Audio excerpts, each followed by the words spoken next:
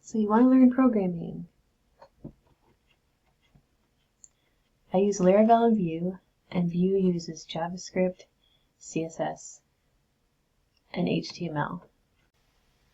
And Python is also used for web scraping.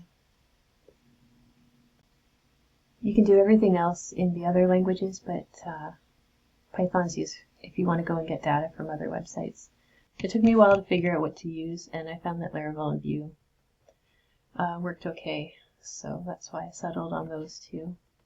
I wrote my first program like 22 years ago. I was so excited. I made a whole web page out of HTML.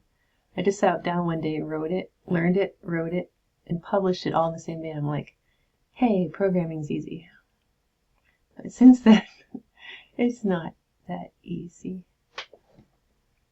I've had times where I just wanted to throw my computer across the room, just smash it. I've nearly given up so many times, but for some reason I just like it and I just keep going with it. It's really messy. Languages are really messy. Programming languages, like, it's just like, you know, someone just hacked things together, make it work. Oh, it works, and it's just really, languages can get really messy getting it to do things. But once you get it to work, it's like a Jenga tower. Once you get all the pieces in right, it works. Just like the sun going around the world.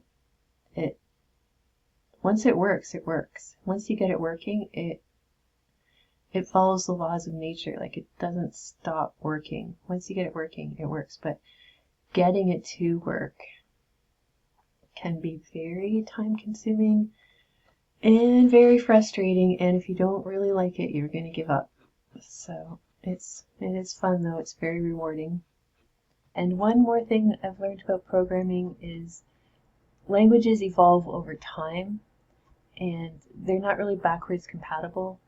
Like, Windows was written like how many decades ago, and it still uses like the languages that were written way back then. They haven't rewritten it, they've just added to it with the new languages.